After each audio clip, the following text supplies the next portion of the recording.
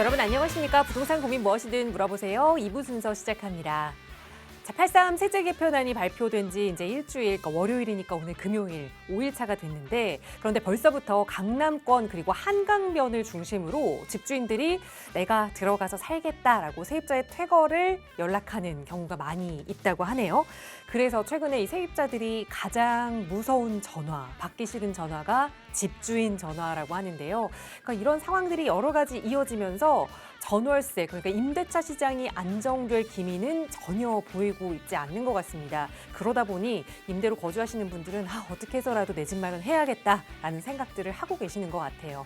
자, 어떻게 하면 서울에서 마음 편하게 내 집 마련 계획 좀 세울 수 있을지 저희 전문가들이 함께 하고 있으니까요. 언제든 고민 있으시다면 나가고 있는 번호 02-2638-3971번 무료 상담 전화나 유료 100원의 상담 문자 샵 3989번으로 함께 하세요. 성심성의껏 도움 드리겠습니다. 자, 그럼 오늘 준비한 2부 순서 지금 바로 출발합니다.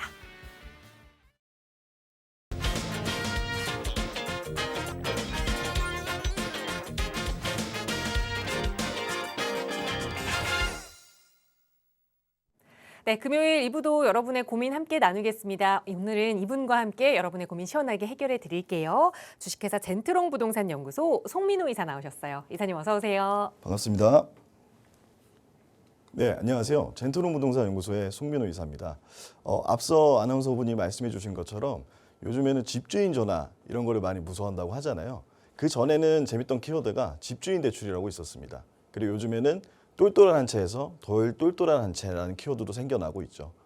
요즘 날씨가 더운 만큼 부동산 세제 개편안이 나오고 나서 부동산에 관심 있으신 분들이나 또는 부동산에 이제 막 집을 구매하시려는 분들이 많은 관심을 갖다 보니까 뭐 언론적으로나 아니면 뭐 뉴스적으로나 이런 유튜브나 마케팅적으로도 보실 때도 내용들이 많이 나오고 있습니다. 오늘 제가 이 세제 개편안에 대해서 앞으로 시장이 어떻게 우리가 대응을 해 나가야 되고 그리고 앞으로 시장에서는 우리가 어떤 전략으로 접근을 할 수 있는지 오늘 하루도 제가 알차게 강의를 준비했으니까요. 끝까지 시청해 주시면 감사드리겠습니다. 네, 신조어가 뭐 여러 가지 분야에서 나오는데 이 부동산 시장에서 이렇게 신조어가 또 다양하게 나오는 건 또 처음 보는 것 같아요. 덜 똘똘한 한 채라는 웃기는 신조어가 등장을 했는데 다 이게 그 세제 개편안에 따른 내용이잖아요. 그에 따른 신조어인데 많은 분들이 그만큼 이번 세제 개편안을 관심 있게 좀 기다리셨고 나오자마자 그거에 대한 분석도 여러 가지가 나오고 있는 것 같습니다. 너무나도 내용이 복잡하고 많이 있었는데 어떤 것들을 우리가 알아야 하는지 오늘 그 83 세제 개편안의 핵심적인 내용을 이사님과 함께 짚어보겠습니다. 네, 우선 세제 개편안은 8월 3일 날 정부에서 발표를 했습니다. 현 세부 개편안은 우선 국회를 지나서 국회법이 통과가 돼야지만 적용된다는 점을 알고 계셔야 되고요. 우선 이 세제 개편안을 우리가 어떻게 봐야 되는가? 그 정부의 방향성을 저희가 봐야 됩니다. 그래서 정부의 방향성이 과연 이 시장에 어떤 영향을 끼칠 수 있는지 오늘 한번 같이 보도록 하겠습니다. 먼저 보시게 되면 이제는 보유가 아니라 거주를 해라. 이제 보유에 대한 혜택을 줄이고 이제 거주에 대한 혜택만 주겠다. 이 한마디로 정의가 끝납니다. 기존의 주택은 한 주택까지는 이해를 많이 해줬었습니다. 하지만 이 1주택자를 거주하는 1주택 그리고 거주하지 않은 1주택으로 나누었습니다. 어떻게 나눴냐? 공제 한도로 나눴습니다. 5억. 거주하는 1주택자는 14억까지 공제 한도를 오히려 늘려줬고 반대로 거주하지 않는 1주택자는 한도를 9억으로 줄였습니다. 그 차이가 5억입니다. 그러면 비거주 1주택자는 과연 어떻게 할까요? 이 공제 한도를 받기 위해서 거주를 하러 들어올 수밖에 없습니다. 다음 내용을 보시게 되면 세제 개편안의 핵심적인 4가지 사항입니다. 앞서 말씀드린 대로 비거주 1주택자. 현재 정부의 원래 규제 대상은 다주택자였습니다. 근데 이 다주택자에서 지금 확장을 한 겁니다. 어디로? 비거주 1주택자. 그 다음 초고가 주택까지. 우선 정부에서 말하는 비거주 1주택자는 종합부동산세 기본공제 9억원만 받아라. 거주하지 않는 주택은 공제 한도를 줄이겠다. 그 두 번째, 장기거주 특별공제까지도 지금 얘기가 나왔습니다. 바로 장기 보유가 아닌 거주 특별공제로 바꾼다고 합니다. 그리고 종부세도 지금 세 부담 상한이 기존에는 150%였는데 이거를 200%로 인상을 했습니다. 결국엔 상한선을 올려서 보유세를 좀 더 걷겠다는 얘기겠죠. 그리고 탈출구를 하나 만들어준 게 있는데 저는 이게 탈출구인지 잘 모르겠어요. 우선 퇴로를 하나 만들어준 게 있습니다. 바로 다주택자. 마지막이다. 팔아라. 언제? 27년, 28년에 양도세 중과 한시를 완화를 해줄 테니 그때는 팔라고 정부에서 얘기를 해줬습니다. 이게 부동산 세제 개편의 핵심적인 4가지 사항입니다. 좀 더 면밀하게 보시면 우선 시장은 제 생각에는 3갈래로 갈릴 것 같습니다. 어떻게 갈리냐? 먼저 앞서 말씀드린 것처럼 다주택자는 이미 규제를 많이 했기 때문에 더 이상 규제할 게 없어요. 저는 그래도 이번 세제 개편안에서 거래세나 이런 부분을 조금 유동적으로 해줌으로써 기충에는 물량을 좀 늘려줄 거라고 예상을 솔직히 조금은 기대했는데 결국에는 그 거래세 부분에서는 얘기가 나온 게 없어서 다주택자는 기존대로 규제를 계속 받게 되는 거고요. 비거주 1주택자는 모두 다 실거주로 전환할 수밖에 없습니다. 앞서 저희가 오프닝 때 말씀드린 것처럼 현재 현장에서는 고가나 중가나 이제 뭐 고가, 중가, 저가들도 다 실거주로 좀 전환하려는 그런 실거주가 더 심화되고 있는 상황입니다. 그리고 초고가 주택은 일부는 매물이 출하가 될 수 있습니다. 가격도 어느 정도는 눌리게 될 거고요. 왜냐? 보유세를 많이 늘렸거든요. 근데 거래세를 낮추지 않은 상황에서 보유세를 올려버렸으니 아마 이 부동산 관련된 세제는 아마 많이 낼 수밖에 없게 될 겁니다. 하지만 기존에 이미 다주택자를 규제를 하고 고가주택에 대해서 계속 규제를 한다고 얘기를 했었기 때문에 올해 초만 해도 매도 물량이 어느 정도 나왔었습니다. 그러다 매물 물량이 잠겼고요. 해당 부분도 일부는 변동이 생겨서 매물이 나올 수는 있지만 점차 이거를 받아줄 수 있는 사람이 줄게 되어서 매물이 좀 잠기는 현상이 나타날 수 있습니다. 그리고 가장 중요한 건 20억 이하 아파트입니다. 최근에 작년 말부터 최근에 가장 수요가 집중된 구역들이 중저가 그리고 서울의 외곽 지역, 강북 지역, 그다음에 수도권에 있는 핵심 지역에 많이 몰렸었거든요. 근데 이 세제 개편안이 나오고 나서 밴드를 만들어줬습니다. 이 금액부터는 세금을 더 내. 이 금액부터는 세금이 별 차이가 없어. 그리고 이 금액부터는 세금이 그대로 유지를 해줄게. 그럼 과연 어떻게 될까요? 지금 시장에서 이 수요층이 분산되거나 아니면 이 수요가 조금 더 눌려서 과도한 이런 수요가 되지 않도록 조절을 해줘야 되는데 결국에 이번에 나온 세제 개편안은 그런 부분은 거의 없었습니다. 하지만 앞으로 이 금융이나 그리고 공급에 대한 발표나 대책이 남아있기 때문에 그 대책이 어떻게 나오냐에 따라 좀 변동성은 있겠지만 현 시장 상황은 결국에는 이 초고가 이 부분이 중요한 게 아니라 밑에 있는 가격대, 중저가 애들의 가격 상승이 너무 매섭다 보니까 현재 이 매서움이 실거주 시장에 편입이 돼서 결국에는 임대차 시장도 불안하게 되고 결국엔 이거는 경기권이나 인천권의 핵심 지역까지 번지게 된 상황이 이게 너무 심하게 계속 과열되다 보니까 이거를 좀 조절해 줘야 되는데 지금 현재 나온 세제 개편안에서는 이 세 번째 시장이 가장 불안해 보인다고 저도 느꼈습니다. 좀 더 심화적으로 보시면 여기 보시면 집이 보이시잖아요. 이 집에 집주인은 이제 들어갑니다. 집주인은 이제 집으로 들어가고 세입자는 이렇게 나오게 되죠.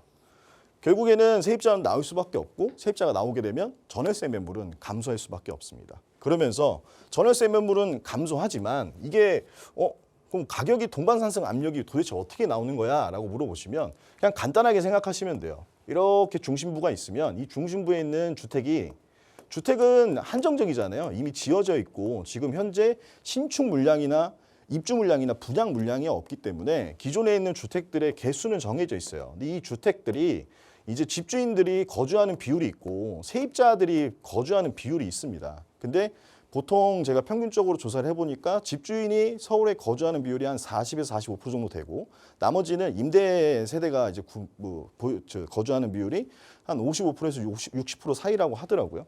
그러면 집주인들이 이제 다 들어오게 되면 이 기존 주택 수는 똑같다 보니까 결국에는 세입자는 밀려나게 되는 거예요. 그럼 밀려나게 되면 여기도 또 주택이 있을 거잖아요. 이 주택에 살고 계시는 분들도 이제 거주를 하게 되면 결국엔 여기 있던 세입자도 밀려나게 되고 그럼 결국엔 세입자는 어쩔 수 없이 이제 구매를 할 수밖에 없는 상황이 되는 거죠. 근데 현재 구매가 가능한 금액대가 안정적인 부분이 현재 대출이 10억 이하는 6억까지는 나오다 보니 그쪽으로 수요가 몰릴 수밖에 없는 상황이 된 겁니다. 그래서 아무튼 임대차 시장은 전월세 부분이 좀 더 심화되거나 외곽으로 번질 가능성이 있다는 거 염두에 두시면 좋을 것 같고요. 그리고 초고가 주택은 앞서 말씀드린 것처럼 매물은 나올 겁니다. 하지만 받을 사람이 적습니다. 왜냐? 25억 이상부터는 대출이 거의 나오지가 않으니까요. 그러면 결국 현금 보유자들만 이 초고가 주택에 접근을 할 수 있는데 그 현금 보유자들이 이걸 구매했을 때 뭐 그런 얘기도 있더라고요. 트로피? 이 초고가 주택의 시장은 트로피를 수집하는 거랑 같다라고 생각하시는 분들도 계신다고 하더라고요. 근데 과연 받을 사람만 받겠지 받지 못하는 사람이 억지로 들어갈 수 있는 시장은 아닙니다. 그래서 매물의 출하는 예상이 되고 그다음에 이제 가격은 어느 정도 눌릴 건데 과연 이게 우리 시장과 어떤 큰 영향이 있냐. 당연히 엄청 올라가는 이 어떻게 보면 5분위 시장이 계속적으로 올라가면 4분위, 3분위, 2분위, 1분위도 따라 올라가기는 해요. 하지만 결국에는 매물이 나오고 그 매물을 거래를 하면서 이 가격이 점차적으로 안정이 되는 거지 일시적으로 누른다고 해서 결국에는 나중에 매물이 좀 잠기는 증상이 나올 수밖에 없습니다. 왜냐? 거래가 돼야 되니까요. 그리고 버티기를 하시는 분들도 있을 거고 앞서 말씀드린 것처럼 이미 파실 분들은 어느 정도 정리를 했었던 상태이기 때문에 아마 버티기 장세가 들어가면 매물 잠김이 나타나지 않을까 싶어요. 그래서 매물 출하 요인은 세 가지입니다. 세 부담 상한이 올라갔고 그다음에 공정시장가액 비율이 인상되면서 매물을 출하할 수밖에 없는 상황이 생기신 분들이 있을 수 있고요. 그리고 수요 흡수 제약이 있는데 아까 말씀드린 것처럼 과연 이게 매물이 나왔을 때 누가 받을 수 있는가. 그렇게 봤을 때는 지금 현재 대출 규제가 지속돼 있기 때문에 이 부분은 받을 수 있는 부분이 점점 줄어들 수밖에 없는 거고 매수 가능한 계층은 제한돼 있기 때문에 현금 부자들만 매수를 할 수가 있습니다. 만약에 조금 염려되는 건 결국에는 이 시장은 현금 보유가 있는 부자들만 이렇게 구매를 하게 되면 결국에는 자리 바뀜 현상만 나타나지 않을까라는 염려도 되고요. 아무튼 초고가 시장은 거래가 감소하면서 가격의 눌림은 있겠지만 매물 잠김이 어느 정도는 점차적으로 심화될 수 있는 시장이 형성이 될 것이다. 그리고 다음 시장은 앞서 말씀드린 것처럼 가장 저희가 주의 깊게 보고 있는 20억 이하 아파트 시장입니다. 수요는 20억 이하 아파트에 집중될 겁니다. 왜?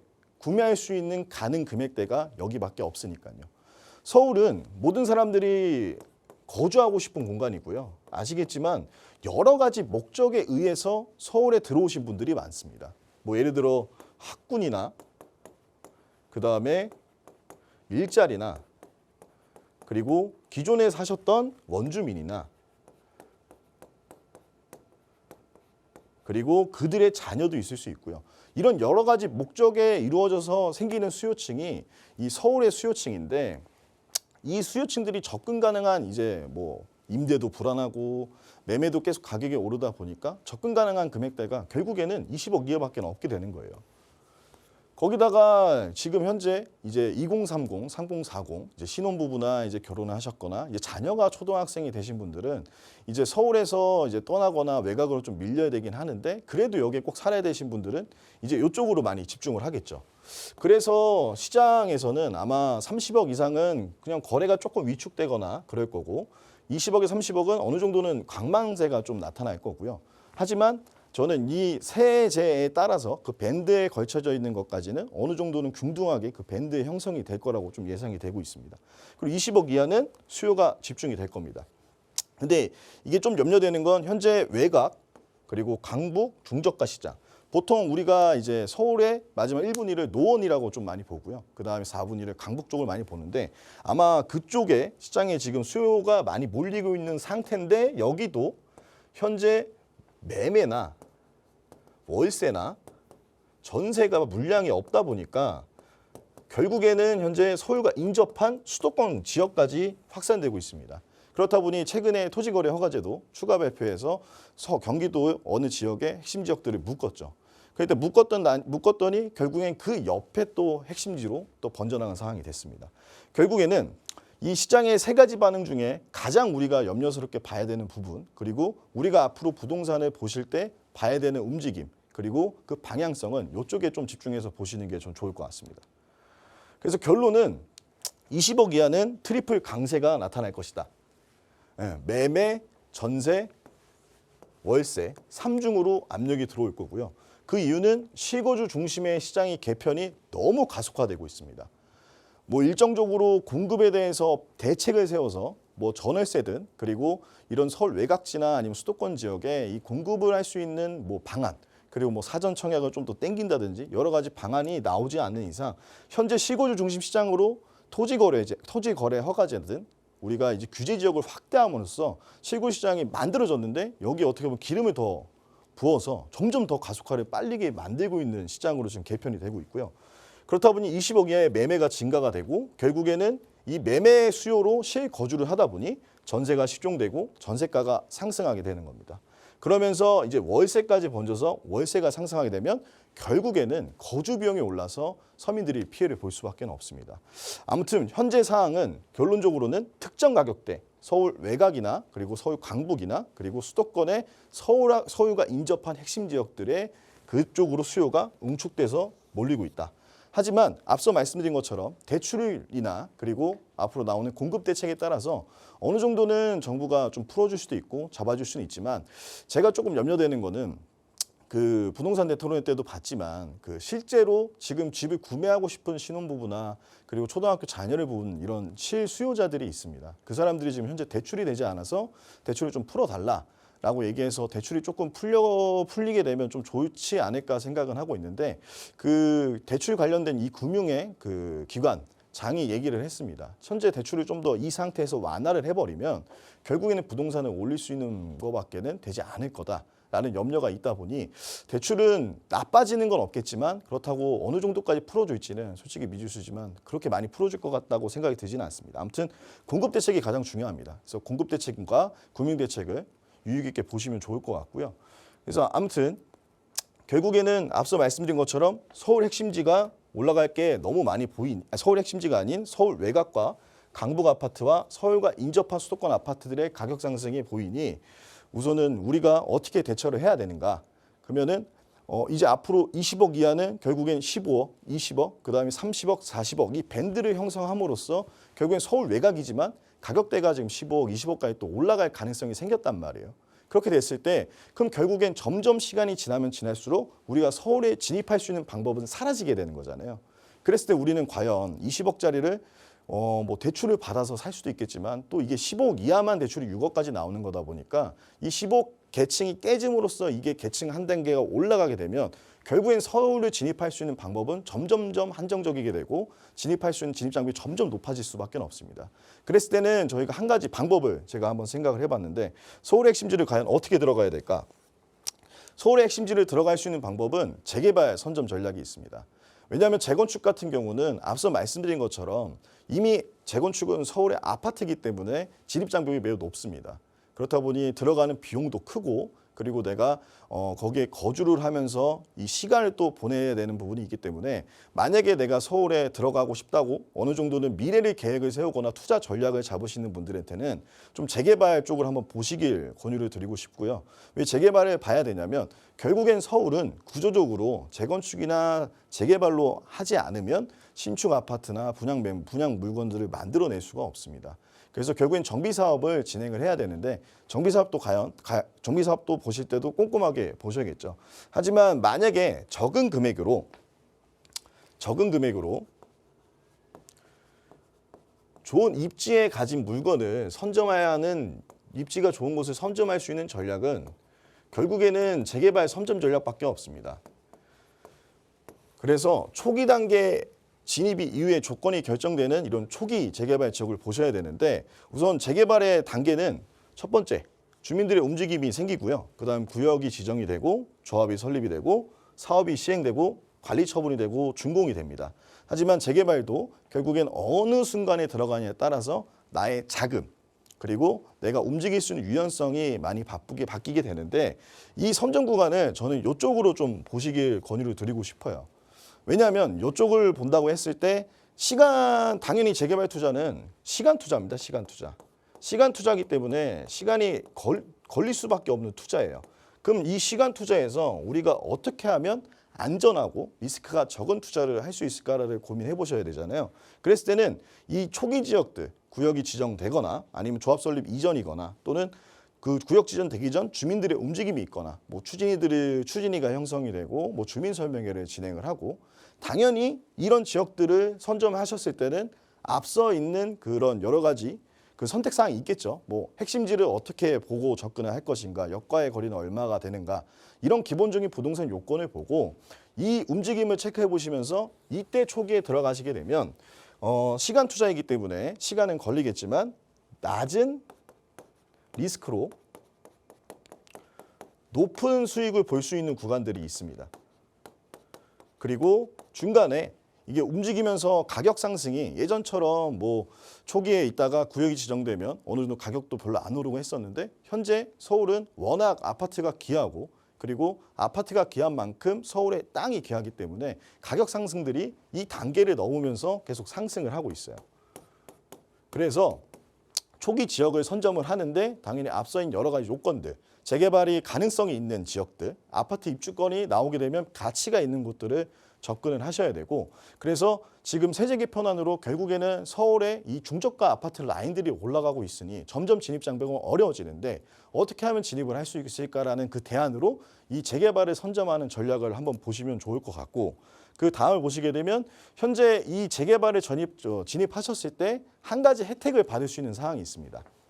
그게 뭐냐면 소형주택 특례가 아직 살아있는데요. 지금 남은 시간이 얼마 되지가 않습니다. 한 17개월 정도 시간이 남아있는데 27년 12월 30일이면 이 소형주택 특례가 없어지게 됩니다. 그래서 이 기준에 맞는 소형주택을 만약에 내가 재개발을 앞으로 내가 서울에 진입할 수 있는 하나의 전략으로 모색을 해서 내가 가용 가능한 그 금액대에 안정적으로 리스크가 적고 수익이 높을 수 있는 구간을 잘 보시고 공부를 하시고 분석을 하시면서 접근을 하시게 되면 이제 앞으로 벌어질 서울 아파트 가격의 이 상승 부분을 어떻게 나는 대응할 수 있는지, 그걸 한번 염려해서 보실 수가 있을 것 같습니다.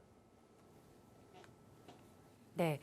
세제 개편안에 대해서 그 내용들 좀 간략하게 정리를 해드렸고, 그러다 보니 이제 똘똘한 한 채에서 덜 똘똘한 한 채도 가격이 오를 것이다라는 결론으로 갔는데, 그러다 보니 아직까지 내 집 마련 못하신 분들은 그럼 난 어떻게 하지? 이 고민 정말 크실 겁니다. 그러다 보니 그 마지막 남은 하나의 답은 재개발 투자, 다른 사람들보다 먼저 좀 초기에 선점해야 한다라는 말씀을 드렸거든요. 자, 이런 내용 듣다 보면 정말 너무너무 고민이 되고 어떻게 해야 될지 막막하실 겁니다. 그래서 그런 분들을 위한 무료 세미나 시간 다양하게 준비하고 있거든요. 자, 송민호 이사와 함께 하실 수 있는 세미나도 일주일에 2차례 목요일과 토요일 좀 준비가 되어 있는데 가까운 날짜는 벌써 마감이 다 되고 있거든요. 자, 목요일, 토요일 함께 하실 수 있는 세미나 안내 좀 부탁드릴게요. 네, 저희 젠트론 부동산 연구소는 매주 목요일하고 토요일마다 그 송파구 문정역에서 인근에서 세미나를 진행을 하고 있습니다.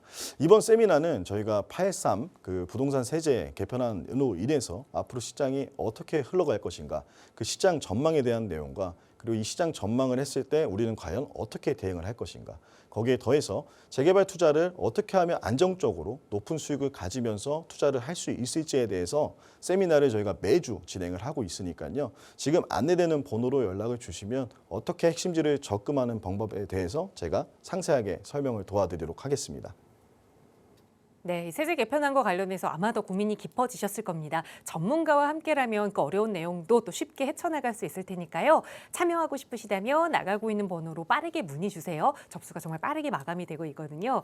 자, 그런데 또 이런 무료 세미나 시간 참여해서 내 지식을 좀 넓혀보고 내 눈도 넓혀보고 하는 것도 중요하겠지만 또 가장 중요한 건 실행을 하는 거잖아요. 내가 가지고 있는 자금에 맞춰서 어떻게 좀 빠르게 실행할 수 있는지 그 포트폴리오 전략을 전문가와 함께 하실 수 있는 1:1 대면 상담 기회도 준비하고 있습니다. 이사님과 함께 하실 수 있는 시간 좀 자세하게 안내 부탁드려요.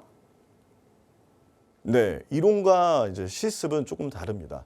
현장은 꼭 가보셔야 되고 확인해 보셔야 되는데 저희 젠트론 부동산 연구소는 매주 세미나도 진행을 하지만 이런 현장 전문가들과 함께 이 금액대로 내가 어떻게 투자를 할 수 있고 선점을 어떻게 안정적으로 할 수 있는지도 매번 현장 전문가와 같이 진행을 하고 있습니다.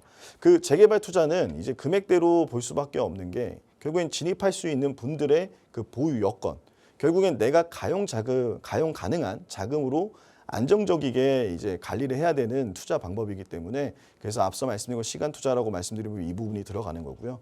그래서 이 현장을 직접 보시고 그다음에 내가 맞는 내 금액대에 안정적으로 할 수 있는 이 전략에 대해서 저희 젠트롱 부동산 연구소는 현장 전문가 그리고 그러면 젠트롱이 이렇게 안내해 드리고 있으니 지금 안내되는 번호로 연락을 주시면 이 핵심지의 금액별로 어떻게 선점을 하고 어떤 매물을 봐야 되는지도 도와드리고 있습니다. 지금 안내되는 번호로 연락 주시면 됩니다. 감사합니다. 네, 언제든 편하게 문의 주세요. 무료 세미나 안내 그리고 1대1 대면 상담 안내 자세하게 도움 드리도록 하겠습니다. 자, 정말 이제 서울에서 내 집 마련하기는 현금 부자가 아니고 또 부모님이 부자가 아니면 정말 어렵다라는 이야기가 나오고 있는데 하지만 전문가들이 늘 얘기하죠. 답이 아직 하나는 남아있다. 그게 바로 초기 재개발 시장을 선점하는 것이다라는 말씀 드렸는데 방송 보시면서 자 그렇다면 어느 지역을 내가 그렇게 선점해서 들어가야 하는지 궁금하실 겁니다. 그 내용을 좀 이어가 보도록 할게요. 소액 선점 핵심 지역과 관련된 이야기 오늘은 어느 지역으로 가볼지 이사님과 함께 떠나보죠. 네, 제가 앞서 세제 개편안 말씀드리면서 하나의 전략으로 재개발 선점하는 전략을 한번 고려해 보시라고 말씀을 드렸는데 우선 재개발을 진행을 하시기 전에 제가 몇 가지 요건을 좀 말씀드리겠습니다. 우선 재개발을 안정적으로 보실 수 있는 기준이 있어요. 우선 입지와 급지를 먼저 판단해서 보셔야 되고요. 두 번째는 그 해당 지역의 아파트 가격을 보셔야 됩니다. 이 아파트 가격은 결국에는 구축하고 신축이 있다고 하면 신축까지 보시는 게 좋겠죠. 그 다음엔 세 번째는 결국에는 현장입니다. 이 현장을 왜 보라고 말씀드리냐면 결국에 현장에서 어떠한 움직임이 있는지 그리고 현장에 추진위 사무실이 있는지 주민설명회를 했는지 조합이 설립이 됐는지 또는 조합 설립 요건에 맞는 면적 동의가 일어날 수 있는 구역인지 그리고 실제 갔을 때 이 지역이 개발이 된다고 했을 때는 어떤 방향으로 개발이 될 수 있는지 그쪽 주민들과 또는 이 관공서들, 이 기관처들이랑 이 기관처들의 방향성, 정부의 방향성 이런 것도 한번 보시기 위해서는 이 세 번째, 이 현장이 가장 중요한데요. 이 요건에 부합되는 걸 먼저 이해를 하신 다음에 초기 선점지를 선점을 해야 됩니다. 그래서 이런 내용들은 저희가 앞서 말씀드린 것처럼 세미나에서 진짜 상세하게 안내를 드리고 있으니까 보시면 되고요. 그래서 제가 앞서 말씀드린 것처럼 재개발 내용을 얘기를 했으니 어느 지역을 보면 좋을까 했을 때는 송파구, 잠실봉동 이야기를 좀 하면 좋을 것 같아서 이렇게 준비를 했습니다. 우선 송파구 잠실봉동의 지리적 입지는 뭐 말씀 안 드려도 아시겠지만 이 강남 3구, 강남 3구에서는 송파구에 위치해 있습니다. 앞에는 이제 한강변이 있고요. 뒤쪽에는 탄천이 이어져 있죠. 그래서 송파구 같은 경우는 이제 아파트 가격이 오를 때나 내려갔을 때 가장 많이 나오는 그 단지, 잠실의 엘리트 아파트가 있는 곳입니다. 다음을 보시게 되면 잠실본동의 이제 교통 입지는 다들 잘 아실 거예요. 우리가 보통 부동산 투자를 하실 때 2호선 라인들로 많이 보라고 하잖아요. 이 2호선 라인이 지나가고 그리고 가장 중요한 이제 업무지구. 종로와 중구에 있는 업무지구와 여의도 영등포의 업무지구, 그 다음에 GBD, 강남과 송파, 그 다음에 서초에 있는 업무지구를 많이 보라고 하는데 지금 현재 용산까지 생겨서 국제 업무지구, 이 4개의 업무지구와 매우 인접한 위치에 있는 지역입니다. 그래서 입지적으로는 뭐 제가 설명을 드리지 않더라도 매우 훌륭한 입지를 가지고 있다. 그럼 제가 앞서 말씀드린 것처럼 재개발 초기를 선점을 하실 때 급지와 입지를 제가 보라고 말씀드렸잖아요. 급지로는 강남 3구 그리고 입지적으로 봤을 때는 이 3대 업무지구를 교통적으로 30분대로 왔다 갔다 할 수 있는 핵심적인 입지를 가지고 있다라고 보시면 되고요. 그래서 여기 잠실 생활권의 저층 주거지를 그럼 저희가 봐야 될 거 아니에요. 왜냐하면 제가 초기 재개발지 저층 주거지를 선점하라고 말씀을 드렸으니까 현재 이 잠실 생활권 이 핵심적인 입지를 가진 이 위쪽에 엘리트 아파트가 몰려 있는 곳. 여기에는 이 아래쪽에 잠실본동과 삼전동과 석촌동과 그다음에 송파동, 방이동 이렇게 같이 있습니다. 하지만 이 지역별로 봤을 때 가장 이 아파트의 생활권과 가까운 곳이 여기 잠실본동입니다. 이 저층 주거지들이 많이 있지만 이 저층 주거지 중에 가장 급지나 입지가 높은 부분이 잠실본동으로 보시면 되는데요. 우선 지금 대표적이게 개발하고 있는 게 이제 GBC 그리고 잠실 복합 사업이 있는데 이 부분도 우리가 유의 깊게 봐야 돼요. 왜냐하면 많은 전문가들이 얘기를 하고 있지만 결국엔 이 GBD 강남 업무지구를 확장을 하는 겁니다. 확장을 한다는 건 결국엔 일자리가 더 강화돼서 더 많은 일자리가 생긴다는 거고 결국엔 그 일자리를 통해서 그 지역에 돈이 돈다는 얘기거든요.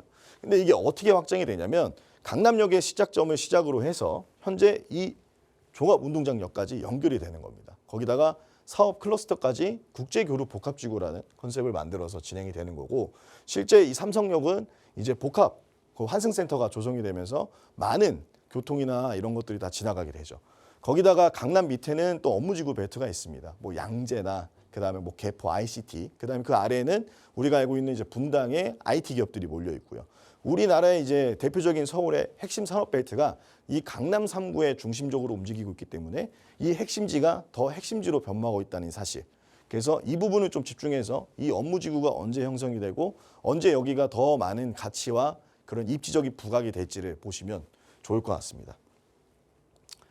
그래서 이제 그 앞서 제가 말씀드린 것처럼 입지와 급지를 이제 보셨으니 주변에 이제 아파트 시세를 보셔야 되잖아요. 이제 잠실 주요 대단지 아파트 현황은 이제 서쪽과 동쪽으로 나뉩니다. 그 기준이 어떻게 나뉘냐면 여기 이 길을 기준으로 이렇게 나누게 되는데 우선 이제 동쪽 같은 경우는 르엘하고 레미안이 신축으로 공급이 됐습니다. 이제 재건축을 통해서 신축으로 공급이 됐고 그렇다 보니까 이제 신축 효과 때문에 기존에 이 서쪽보다는 동쪽이 많이 가격대가 조금 눌려 있었는데 가격대가 무려 40억을 이상을 돌파를 했습니다. 구평 기준으로. 그리고 이 장미 아파트 여기도 지금 현재 재건축을 앞두고 있죠. 그다음에 우리나라의 가장 큰 재건축 대여 잠시주공 5단지가 또 왼쪽에 있고요.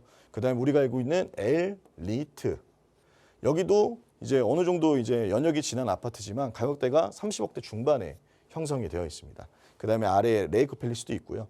여기 뭐 올림픽 선수촌도 있고 잠실 우성도 있고 여러 가지 아파트가 있지만 이제 대표적인 아파트 가격대가 30억에서 40억 정도에 지금 형성이 되어 있다. 그럼 만약에 현재 이 동잠실이 이 서잠실보다는 원래 낮다고 평가를 받았었는데 여기가 신축이 나오면서 신축 효과를 받아서 가격대가 이렇게 40억을 넘겼잖아요. 그럼 결국에는 이쪽에 있는 아파트들이 결국 재건축이 된다고 했을 때는 미래에 가격대가 이 이상이 갈 수 있다는 미래 가치를 우리가 볼 수가 있는 겁니다. 그래서 이 재개발 투자를 할 때는 급지와 입지를 살펴보신 다음에 이제 아파트 가격대가 신축과 구축이 어느 정도 형성이 될까? 내가 나중에 이 아파트가 될 가능성이 있는 지역을 선점을 했을 때 미래 가치가 얼마인지 이런 부분을 보셔야 된다고 해서 제가 아파트 대단지 현황을 보여드리는 겁니다. 그리고 이 지역의 현장을 제가 보라고 했던 게 여러 가지가 있어요. 현장은 뭐 실제 정비 사업을 진행하고 있는 인근 지역이 있을 수가 있어서 재건축이나 재개발 진행 현황들을 알고 계시면 좋은데 왜냐하면 우리가 앞서 봤던 그 한남 뉴타운이나 그리고 성수동 그다음에 여러 개발되고 있는 현재 지역들이 결국에는 개발이 진행되면서 왼쪽에서 진행을 하다가 그 옆에가 또 진행이 되고 그 위쪽이 진행이 되면서 이제 확장이 되면서 진행하는 경우가 많았거든요. 대부분 뉴타운들이 그랬죠. 그러면서 그렇게 개발이 되다 보니 여기 현재 이 개발이 움직임이 있는 지역인지 이 개발의 움직임이 있다고 하면은 이 주민들도 이 개발을 보면서 아 우리도 개발을 해야지. 우리도 이렇게 신축 아파트가 됐으면 좋겠다. 그리고 이제 관련 구청에서도 아 여기는 노후 주거지다 보니까 개발을 해야 돼. 그런 이런 여러 가지 행정적인 의지와 이런 거를 볼 수가 있습니다. 그래서 꼭 현장에 가셔서 재건축 재개발을 하고 있는지 그리고 주민들의 움직임이 있는지를 확인하셔야 되는데 현재 잠실 같은 경우는 재건축이 많이 일어나고 있는 지역입니다. 뭐 아직 뭐 확정이 된 곳도 있고 이제 막 더 움직이고 있는 지역들이 있는데 우선 장미 1차 그다음에 잠실 주공, 그다음에 우성 1, 2, 3차, 아시아 선수촌, 잠실 우성 4차. 그리고 이미 잠르와 잠래는 이제 개발이 됐고요. 여기가 만약에 재건축이 된다고 했을 때 그러면 재건축이 된다면 결국엔 신축 아파트가 들어오는 거잖아요.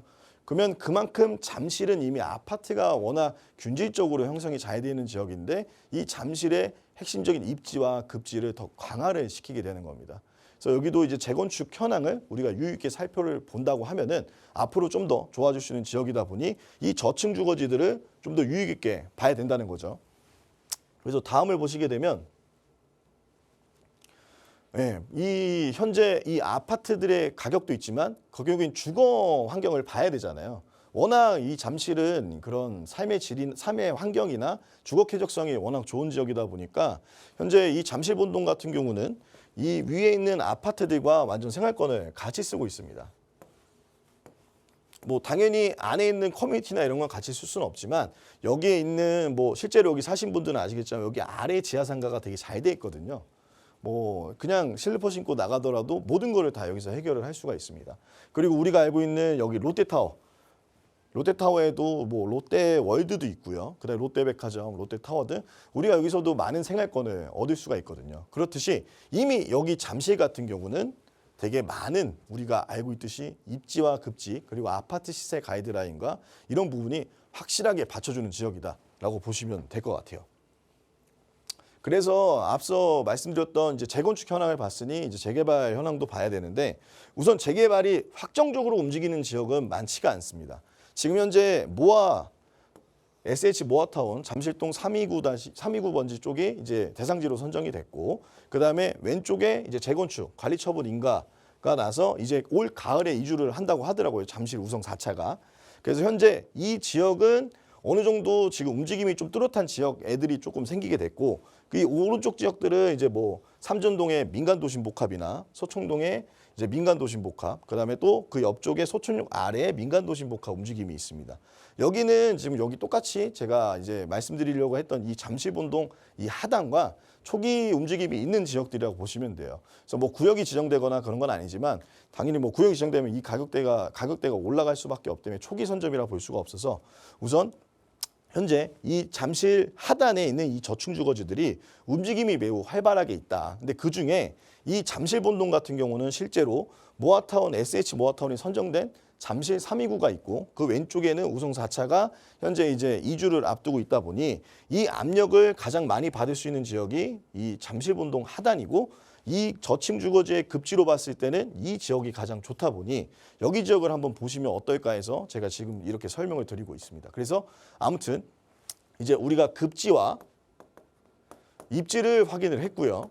그다음에 아파트 시세 가이드라인을 확인을 했습니다. 그다음 현장의 분위기를 제가 확인해야 된다고 말씀드렸잖아요. 근처에 이미 많은 재건축과 재개발의 움직임이 있는 지역인 걸 확인을 했고 그다음에 이 현재 지역이 추진위가 구성이 되어 있고 어느 움직임이 있는지 세부적인 걸 좀 알아봐야 되는데 현재 이 구역 같은 경우는 뒤에 보시게 되면 현재 1구역하고 2구역으로 나눠서 진행을 하고 있다고 하더라고요. 원래 기존에는 여기가 뒤에 보시면 제가 말씀을 드리겠지만 여기 하나, 둘, 그다음에 셋, 넷, 그다음에 지금 이제 SH 모아타운 지정된 곳이 이제 2구역으로 5구역으로 움직였던 지역이에요. 근데 이 구역이 SH 모아타운으로 빠지면서 현재 A, B, C, D 이 4개 구역만 남았었는데 현재 여기도 이 적극적인 움직임을 보이기 위해서 1, 2구역을 합쳐서 한 구역으로 합치고 그다음에 2, D 구역을 합쳐서 2구역으로 합쳐서 이 2개 구역으로 움직인다고 합니다. 그래서 노후도를 제가 실제 조사해 봤더니 노후도는 충족을 하고요. 기존 주택 수도 약 한 1,500개 정도. 그다음에 노후도는 73%. 그래서 지금 현재 많은 움직임이 있고 요건이 어느 정도 갖춘 지역이라고 보시면 되는데 실제로는 2025년 10월에는 이렇게 추진을 했었습니다. 그런데 지금 현재 추진이 어느 정도는 이 구역이 선정이 되고 빠지면서 이렇게 2개 구역으로 바뀌게 됐는데요. 잠실본동 이 하단 민간도심복합 추진했던 이 구역들은 왼쪽은 SH 모아타운으로 진행을 하고 오른쪽은 민간도심복합으로 진행을 한다고 지금 현재 추진위에서 지금 움직이고 있다고 합니다. 그래서 현재 이 구역 같은 경우는 빠졌으니 여기는 빠지고 근데 여기가 선정이 됐고 여기도 재건축을 하고 있어요. 근데 여기에 이제 개발의 움직임이 생기게 되면 당연히 이쪽의 개발의 압력이 이쪽으로 번지게 되니 지금 현재 이 송파구 잠실 아래에 있는 이 저층 주거지에서 가장 급지나 움직임이 활발하게 나오거나 미래 가치가 있다고 한다고 했을 때는 다 좋지만 여기가 가장 1순위가 아닐까라는 저는 그런 개인적인 생각이 있습니다. 네, 잠실본동은 여기까지입니다. 네, 오늘은 그러니까 소액으로 서울에 내 집 마련을 고민하시는 그런 분들을 위해서 어디에 투자해 놓으면 좋을지 그 지역 이야기 중 잠실본동 이야기를 조금 전해드렸습니다. 급지와 입지 그리고 현재 아파트들의 시세를 살펴봐야 한다라는 조언도 함께 드렸는데요. 자, 이 지역에 대해서 조금 더 자세한 전략 필요하시다면 나가고 있는 무료 상담 전화 02-2638-3971번 그리고 유료 100원의 상담 문자 샵 3989번으로 문의 주세요. 이사님의 친절한 상담으로 도움 드릴 거고요. 자, 이제는 또 우리 시청자분들의 고민 또 함께 해결하는 시간 이어가 봐야겠죠. 우리 시청자분들 문자로 주신 고민들 좀 살펴보겠습니다. 뒷번호 3562번 쓰시는 시청자분 사연인데요. 자, 이제 막 초등학교를 가는 자녀를 둔 부모입니다. 매번 집을 사야지 하고는 못 샀는데요. 전세도 없고 입원을 놓치면 가격이 더 오를 것 같은데 지금이라도 매수를 하는 게 맞을지 고민입니다. 라는 질문을 주셨어요. 우선 근본적인 질문을 좀 주셨거든요. 사실 아이가 학령기가 되기 전에는 정말 부모님들의 고민이 깊어지잖아요. 어떻게 하는 게 좋을까요, 이사님? 네, 제가 실제로 상담하면서 그런 얘기를 가장 많이 듣습니다. 아, 그때 구매를 했어야 되는데 어떻게 해야 될지 잘 모르겠어요. 현재 신혼부부나 그리고 아이가 이제 크고 있는 자녀를 가진 그런 부부들은 가장 고민이실 거예요. 지금 진입해야 되는가, 진입하지 말아야 되는가. 우선 제가 자세하게 뭐 금액대나 이런 가용자금은 모르다 보니까 그냥 어느 정도 제가 판단해서 말씀을 드리면 앞서 말씀드린 것처럼 지금 세제 개편안이 나오고 나서 이 한강벨트 그리고 이 강남 3구 그리고 우리가 알고 있는 이제 중급지 지역들 뭐 목동에도 어느 정도 있고요. 이 지역들 외쪽으로 이 지역들 중에 초고가는 어느 정도 매물 출하도 있고 가격에 눌림이 있겠지만 아까 제가 말씀드린 밴드가 생긴다고 했잖아요. 그 밴드 때문에 가격이 어느 정도는 떨어지거나 그런 건 없고 아마 더 이제 몰리게 될 겁니다. 기존에 25였던 게 25억으로 몰리고 25였던 게 30억으로 몰리고 이 세제에 맞춰서요. 그렇다 보면 지금 만약에 내가 이제 고민이 되고 이제 진입할 수 있음에도 진입을 안 하고 있던 사람이라고 한다면 이제 가용 자금 가용한 범위에서 왜냐하면 가용 범위를 제가 항상 왜 말씀드리냐면 실제 뭐 생활을 하시면서 월에 나가는 이제 금액이 있을 거잖아요. 이제 대출을 받게 되면 이 대출 비용도 결국에는 그 월에 부담하는 금액으로 됩니다. 하지만 지금 금리가 떨어질 기미보다는 금리가 오를 기미가 많기 때문에 내가 생각하고 있는 월 상한, 월 이제 지출하는 금액을 조금 보수적으로 보셔야 돼요. 그래서 제가 이 가용 범위를 꼭 어떻게 가용자금을 가용자금을 얼마를 갖고 있으시고 내가 월에 얼마를 지금 이제 저축하거나 소득을 갖고 있냐에 따라서 접근하실 수 있는 게 달라지는데 만약에 접근하고 계시려고 하는 게 20억 이하거나 15억 이하라고 한다고 하면은 대출이 어느 정도 나오는지는 모르겠지만 이제 뭐 DSR이나 여러 조건이 있기 때문에 그 대출 가능한 범위 내에서 대출을 받으시고 집을 좀 구매를 하시는 거를 이번엔 결정해야 되지 않나 싶습니다. 왜냐? 앞서 말씀드린 것처럼 지금 현재 집을 구매하시려는 고민이 있으신 거 보니 전세나 월세, 임대차에 거주를 하실 거예요. 근데 지금 실거주 시장으로 계속 변모가 되고 있고 가속화가 되고 있다 보니까 결국엔 전세, 월세를 계속 찾으셔야 되는데 거주 비용이 증가될 수밖에 없습니다. 어차피 거주 비용을 낼 거면 차라리 집을 마련하셔서 결국엔 내가 월에 내는 금액으로 이제 그 대출을 갚으시면 돼요. 만약에 내가 전월세를 30년 산다고 가정을 해볼게요. 그러면 내가 월세를 만약에 산다고 하면 30년 동안 월세만 내는 것과 내가 집을 매수해서 30년 동안 원리금을 갚는 거랑은 진짜 다른 얘기인 거거든요. 그러니까 이번 기회에 망설이지 마시고 만약에 내가 집을 구매할 수 있는 그 가용 범위, 가용 자금이나 이제 생활 능력이 된다고 하시게 되면은 만약에 내가 생각하시는 게 20억 이하거나 15억 이하, 서울 외곽이나 뭐 강북, 수도권에 이제 서울과 인접한 핵심 지역이라고 하시면 지금은 저는 움직일 때라고 보입니다. 그래서 이번에는 조금 어느 정도 결정을 하셔서 현장에 나가 보시고 실제 물건도 한번 보시면서 확인해 보시면 좋을 것 같고요. 만약에 좀 더 디테일하게 더 얘기가 많이 하고 싶다고 하시면 뭐 저희 세미나나 상담 문의를 주시면은 좀 더 상세하게 도와드리도록 하겠습니다. 네, 우선 은행 상담도 좀 받아보세요. 내가 가용할 수 있는 대출 범위가 어디까지인지, 그러니까 내가 투자할 수 있는 금액, 내가 매수할 수 있는 금액이 어디까지인지 먼저 확인해보고 그리고 좀 내 집 마련 계획을 자세히 세워보자 조언 드렸으니까 그 금액이 정해지면 전문가의 상담 필요하시겠죠. 언제든 문의 주세요.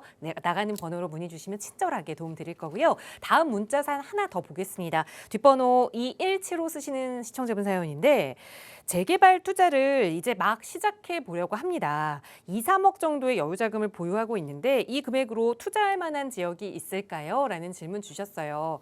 가장 이제 투자를 해야겠다라고 마음 먹고 나면 처음으로 드는 생각이 그래서 어느 지역을 가야 하지? 이 질문이잖아요. 아마 초기 공부를 하시다 보니 이 질문에 벌써 도착하신 것 같아요. 도와주세요, 이사님.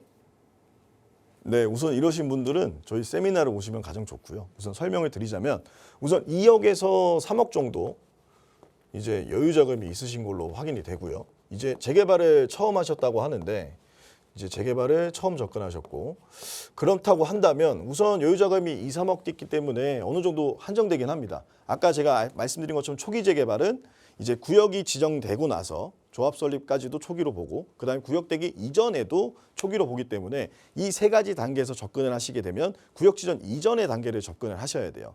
왜냐하면 구역이 지정이 되면 요즘에는 이제 가격 상승이 많이 올라갑니다. 그 이유가 지금 서울의 아파트 평균 가격이 이제 거의 15억을 가까이 가고 있습니다. 근데 우리가 알고 있는 비아파트, 연립, 다세대, 다가구가 얼마인지 아세요? 3억에서 4억 정도 평균 가격을 한다고 합니다. 지금 이제 아파트 가격이 계속 오르고 있어요. 근데 나중에 같은 입지를 가졌는데 이제 노후된 저층 주거지라고 해서 여기가 가격이 안 오를까요? 아마 나중엔 더 오를 겁니다. 거기에 재개발 이슈까지 있다. 지금 아파트 가격이랑 비슷해요. 이런 데는.